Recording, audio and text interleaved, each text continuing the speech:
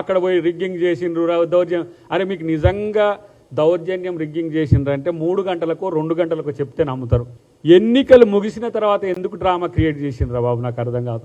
6 గంటల తర్వాత ఓడిపోతే దీన్ని సాకుగా చెప్పడానికి, ఓడిపోతే వాళ్ళు ఇట్లా అకృత్యాలు చేసిండ్రు, రౌడీజం చేసిండ్రు, ప్రభుత్వం ఇట్లా అధికార దుర్వినియోగం చేసిందని చెప్పి, మీరు అధికార దుర్వినియోగం కాదు, మీరు ప్రతిపక్షంలో ఉండి దుర్వినియోగం చేసింది చెప్తే కూడా ఎలక్షన్ కమిషన్ పట్టించుకోలే. మళ్ళీ ఎలక్షన్ కమిషన్ మాకు అనుకూలంగా ఉందని చెప్తున్నారు. మేమే కదా ఎలక్షన్ కమిషన్ కు ఏ అంశాల్లో మీరు ఎట్లాంటి అకృత్యాలు చేసింది ప్రతిరోజు నేను వెంకట్ కలిసి, తర్వాత మిగతా మిత్రులు మా రామ్మోహన్ వీళ్ళందరూ కలిసి మేము ఎలక్షన్ కమిషన్ రిటర్నింగ్ ఆఫీసర్కి ఇచ్చింది. కాబట్టి ప్రతిపక్షంలో ఉండి కూడా నేనే అధికార పక్షం అని చెప్పి విర్రవీగే మీకు ఇలా జూబ్లీహిల్స్ ప్రజలు కర్రు గాల్చి వాత పెట్టిన విషయాన్ని గమనిస్తే మంచిది అని చెప్పి మిత్రుడు కేటీఆర్కి ఒక హితవు చెప్తున్నా.